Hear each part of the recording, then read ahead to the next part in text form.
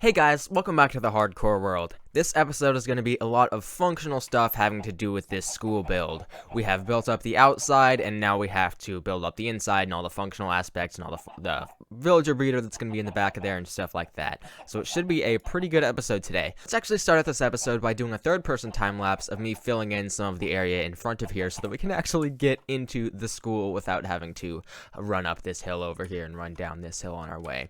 So let's start out with that, and then we will build up the interior. Make sure you guys are subscribed and enjoy.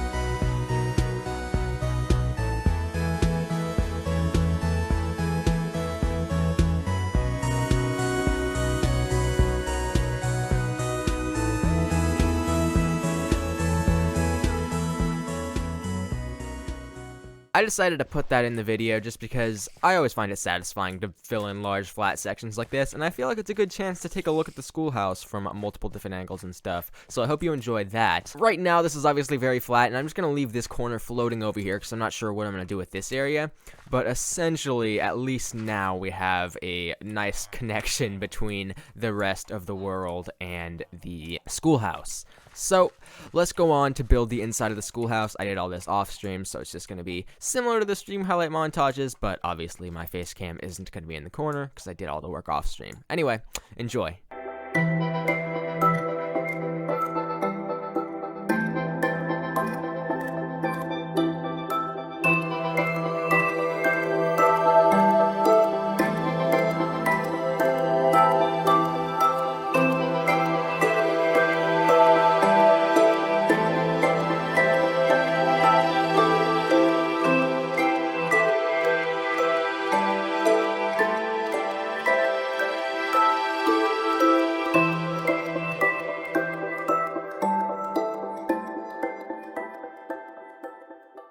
And this is what I came up with for the interior. So I used bone blocks for the walls, and I think, again, this is very bare bones. We are going to add more details, add posters on the walls, add all sorts of cool stuff around at some point, but I was a little bit busy this week, and, you know, we got enough done. We at least got the main floor plan laid out and have some of the details in. So as you can see, we have these little school desks right here. They kind of look like those vintage school desks that, like, fold up and down, and then we got, like, this chalkboard up here, and I think we're going to have some villagers in here and stuff to populate it. One thing I didn't show in the montage was I put all this lighting in and took out all the torches, because obviously the torches are extremely ugly. And with this texture pack, the dark oak trapdoors blend in really well with the dark oak planks, but even without the texture pack, I think that is the best way to hide the lighting. So we've got 2 classrooms on each wing on each floor, essentially, so 4 classrooms on each floor, and then you come up here, come up the central staircase, and then there's 2 more classrooms here in the side. I haven't totally decided what the exact layout is going to be, but we're going to have, like, some villagers in here and stuff so that we have to come into the school, because otherwise, like, you know, I feel like there's not too much of a point of building an interior to a building if you're never going to go into it. Think about, like, the great builds on hermitcraft and stuff. It's all builds that they have to go into, hence they want to have nice interiors. So, I want to make this functional and want to make it so that I actually come in here and look at the pretty decorations, which there aren't very many yet, but there will be. One kind of interesting thing is the ceiling. I think the ceiling, I probably could have come up with a slightly better design, but I wanted to kind of contrast the just dark oakiness of everything. I didn't want to have more dark oak on the ceiling, so I decided to go with this kind of sandstone palette to look almost like a little bit of like a plaster ceiling with some kind of like decorations in, you know, carvings or moldings or whatever you call them in a lot of old style buildings. And of course the bone blocks on the wall look kind of like a nice subtle plaster or something, but the nice little lines coming across here make it look a little bit more organic and less like something like white concrete would be too even.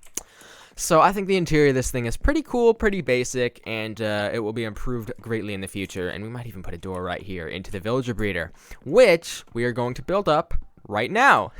So let's start building up this villager breeder. I am going to try to do a design by myself. I'm not going to use a video, and obviously if it doesn't work, then we're going to have to go look up a raised works farm or something. But for now, I'm going to try to do my own design for this one, because I have a very specific thing I want to do with this villager breeder. I want it to be really easy to transport the villager from the breeder to wherever I want them, because I want villagers all over the place at different stations and stuff. Since it's a specific enough situation, I am going to design it myself and try to hopefully get something that fits my needs better than any of the existing farms out there. And if not, at least we had some fun trying to design a villager breeder. So here's the setup. It is obviously very similar to other villager breeders that I've seen, but it is somewhat of my own design. I decided to make a bunch of stuff out of steel engines just to make sure no mobs are spawning, because you don't want this thing to get ruined by mobs. And under here, obviously, it's just wood, or I mean, just water. And underneath here is some sea lanterns to continue lighting stuff up, and composters here so that the 2 main adult villagers can get jobs. I decided to do 4 just because it looks cooler, but we don't need to. Anyway, over here, we're going to put a half slab here so that the adult villagers can't get through, but the baby villagers will be able to, and we'll put 3 beds right there so they'll think they can run across these trapdoors and drop down into the chamber where we will transport them from. So that's the basic idea. Let's finish building this thing up. We're just going to do glass walls and a glass ceiling, and then add the half slabs here, and it should be all complete after we put in the beds, and then we just have to truck in some villagers. Alright, now we have to deal with villagers. I'm just going to use these guys because they're already farmers, and these guys don't have the pumpkin trade, so it's not like I'm really missing them. And we'll push them along this minecart track. Don't ask me why I laid out the minecart track like I did. Okay. No! Oh no. Okay, so it looks like we need 1 more powered minecart rail. Good to know. Okay, there we go. Now he's gonna make it. And now he's gonna fall in there. There we go. And now he's gonna go in. Let's see, I think... Oh, this is interesting. Alrighty, now we should be able to get these guys out. Hopefully we don't hit them on accident. And now we just have to fix this. And this breeder should be fully functional. Uh-oh. We'll leave these trapdoors closed until we get the chamber down at the bottom built up, and then we can open that up and let all the babies drop through. So, maybe this... Oh, they're mad. Why are they mad? Things seem to be working.